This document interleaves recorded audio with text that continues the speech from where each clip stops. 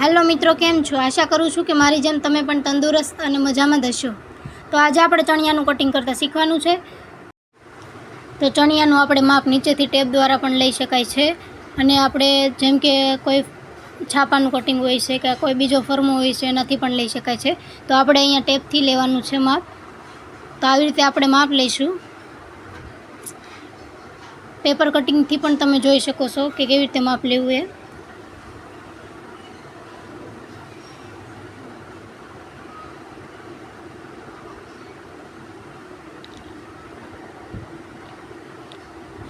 આપણું પેપર કટિંગવાળું માપ અને ટેપવાળું માપ બંને સેમ જ આવેલું છે. હવે ટેપ રાખીને જેટલું માપ આવેલું હોય તેનાથી ત્યાં આપણે લીટી કે લાઈન દોરી દઈશું, જેથી આપણને ખબર પડે કે કેટલી કડી રાખવી છે, કેમ કાપવી છે. તો હવે આપણે કળીનું કટિંગ કરી લઈએ.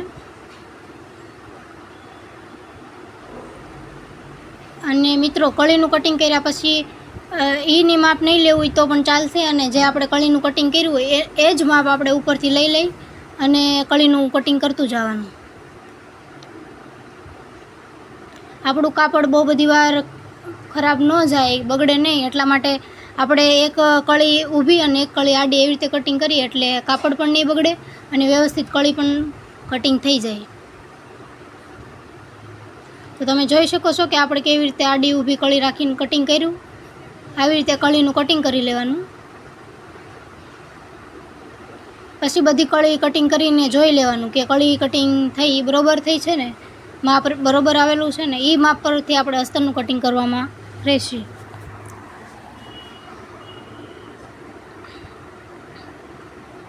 તો આપણું કળીનું કટિંગ બરોબર થઈ ગયું છે. હવે આપણે અસ્તરનું કટિંગ કરવાનું છે. તો આપણે ચણિયા છે તેના કરતાં થોડું ઓછું રાખીને અસ્તરનું માપ લેવાનું છે, અને એ જ પ્રમાણે અસ્તરનું કટિંગ પણ કરી લેવાનું છે.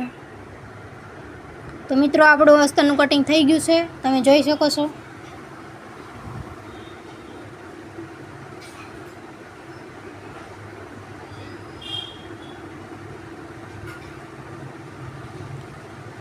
અસ્તરનું કટિંગ કરતી વખતે ખાસ ધ્યાન રાખવાનું કે જેટલું આપણે કળીની લંબાઈ પહોળાઈ હોય એટલું જ રાખવાનું, પણ એનાથી 1 ઇંચ ઊંચું રાખવાનું, જેનાથી અસ્તર નીચે સુધી આવે નહીં અને બહાર બતાય નહીં.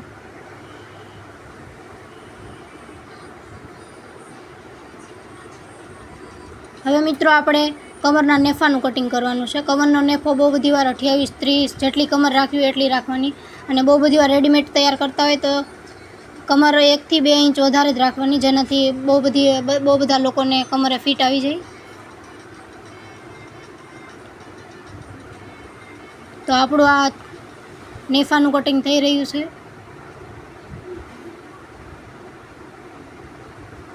કળીનું કટિંગ થઈ ગયું છે, અસ્તરનું કટિંગ થઈ ગયું, નેફાનું પણ કટિંગ થઈ ગયું છે.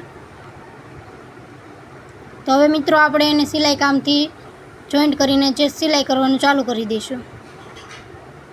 આપણું અસ્તર, કળીવાળું અને નેફો ત્રણેય રેડી થઈ ગયું. હવે આપણે સિલાઈનું કામ ચાલુ કરશું.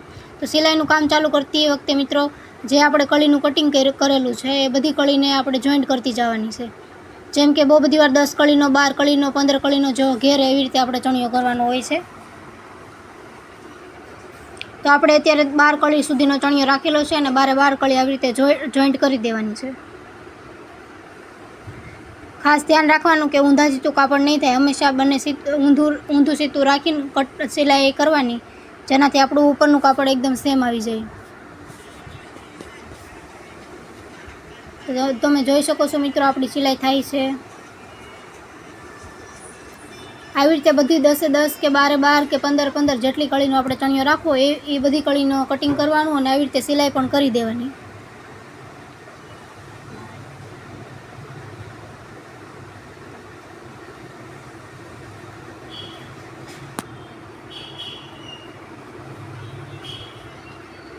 બહુ બધી વાર કટિંગમાં દિક્કત થતી હોય, જે કંઈ પ્રોબ્લેમ હોય તો આપણે આગળના વિડીયો જોશું, એટલે જેનાથી તમને આઈડિયા આવે કે કેમ કરવું કેમ નહીં કરવું.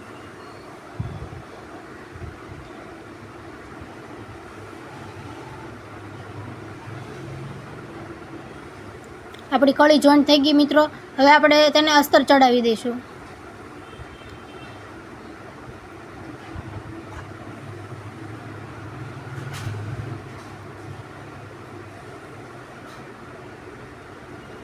અસ્તર ચડાવતી વખતે હંમેશા ધ્યાન રાખવાનું કે અસ્તર અને ઉપરનું કાપડ હોય એ બંને સેમ થવું જોઈએ, ઉપર નીચે કે આગળ પાછળ ન થવું જોઈએ, જેનાથી આપણી સિલાઈ સારી આવે અને વ્યવસ્થિત આવે.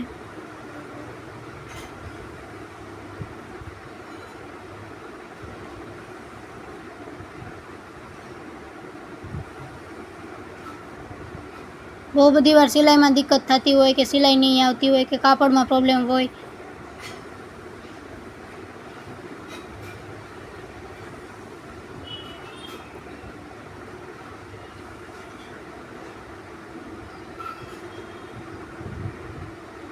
તમને અમારો વિડીયો ગમતો હોય તો લાઇક કરો, શેર કરો અને સબસ્ક્રાઈબ કરો. અને જો અમારી ચેનલ પર નવા હોય તો જરૂર સબસ્ક્રાઈબ કરી દેજો, જેનાથી તમને આઈડિયા આવે કે કેવી રીતે કટિંગ કરવું, કેવી રીતે કામ કરવું. મારી ચેનલ નવી છે હજુ, પણ જો તમે લોકો પણ નવા હોય તો સબસ્ક્રાઈબ જરૂર કરી દેજો અને કમેન્ટ કરતા રહેજો કેવો વિડીયો બને છે, કેવો નહીં બને, શું પ્રોબ્લેમ છે, તમારે કેવો વિડીયો જોઈએ છે એ બધું.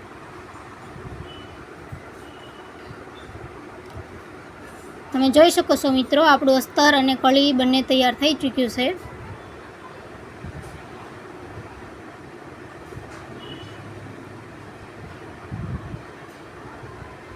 તમને બધાને કેવો કેવો કલર ગમે છે એ પણ કમેન્ટ કરતા રહેજો. હવે આપણે નેફાનું કટિંગ કરેલું છે, એની સિલાઈ કરવાની છે. તો નેફામાં પહેલાં બંનેની કોર આવી રીતે વાળી દેવાની છે, બંને સાઈડથી કોર વાળી દેવાની. અને પછી આપણો જે કમરનો ભાગ છે તેના નીચે રાખી દેવાનો. આવી રીતે કમરના નીચેના ભાગે રાખી દેવાનો અને સિલાઈ કરેલો ભાગ ઊંધો રાખવાનો છે, જેનાથી આપણી સિલાઈ એને પલટાવી દઈએ એટલે સિલાઈ પરફેક્ટ આવી જાય. લાસ્ટમાં આપણે ફાઇનલ લુક જોવાનું છે, તો વિડીયોમાં જરૂર અંત સુધી બન્યા રહેજો.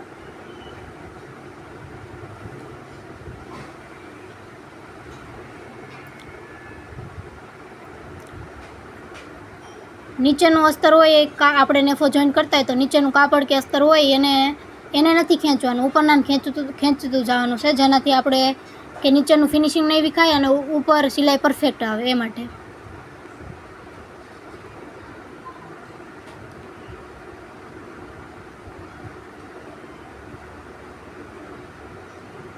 તો તમે જોઈ શકો છો મિત્રો કે આપણું નેફો તૈયાર થાય છે.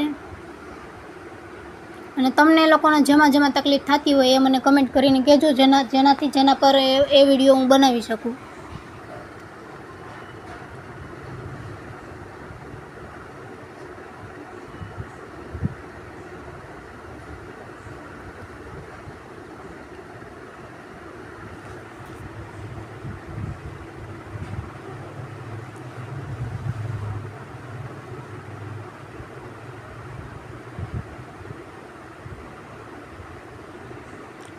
નેફો જોઈન્ટ કરતી વખતે હંમેશા ધીમે ધીમે સિલાઈ લેવાની, જેનાથી ફિનિશિંગ સારું આવે અને આડું આપણું કાપડ ન જાય. અને નીચેનું કાપડ ખેંચવાનું નથી, ઉપરનું ખેંચીને ટાઈટ રાખવાનું, જેનાથી આપણો નેફો પરફેક્ટ અને સારો લાગે અને સારો બને.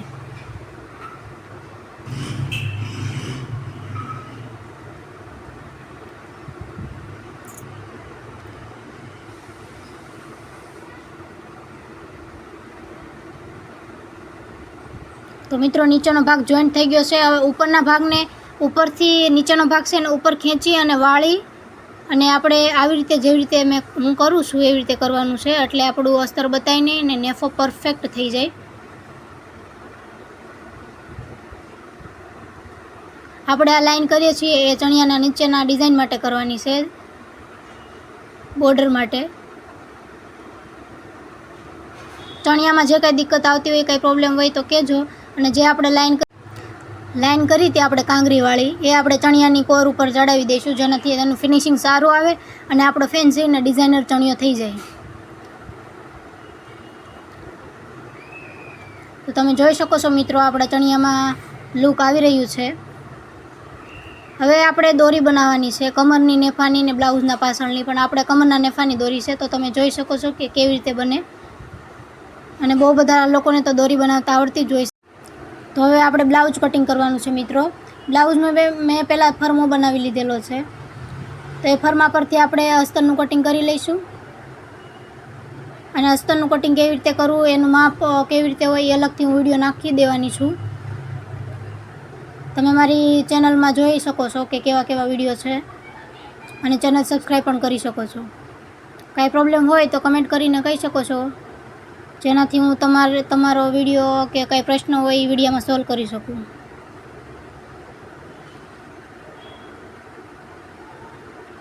બ્લાઉઝના કટિંગમાં બહુ બધાને ડિફરન્ટ હોય છે, કે કોઈ ફેન્સી પ્રિન્સેસ કટ, બધા અલગ અલગ ટાઈપના બનાવે છે. આપણે અહીંયા પ્રિન્સેસ કટ બ્લાઉઝ કરવાનું છે.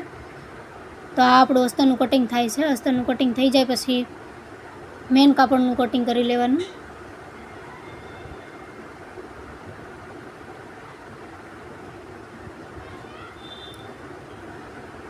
આપણું મેન કાપડનું પણ કટિંગ થઈ ગયું છે, અને આપણે ઉપર સિલાઈ કરી દેવાની. 2 કાપડ જોઈન કરીને મેન કાપડને અસ્તરનું કાપડને સિલાઈ કરી દેવાની, અને પછી બ્લાઉઝ જોઈન કરવાનું. તો કેવી રીતે કરવું એ આપણે બતાવીએ. અને મિત્રો, બ્લાઉઝથી અલગ જ વિડીયો નાખવાનો છે, એટલા માટે તમને ચેનલમાં નવા હોય તો સબસ્ક્રાઈબ કરી લેજો.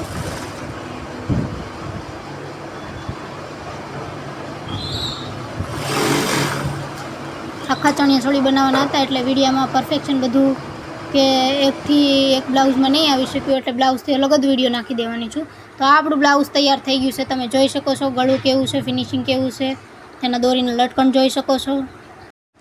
તો હવે મિત્રો, આપણું ફાઇનલ લુક આવવાનું છે, જે તમે જોઈ શકો છો. તમને આ વિડીયો ગમે તો લાઇક કરો, શેર કરો અને સબસ્ક્રાઈબ કરો, અને તમારા મિત્રોમાં પણ જરૂર શેર કરી દેજો. થેન્ક યુ સો મચ વિડીયોમાં એન્ડ તક બને રહેને કે લીએ.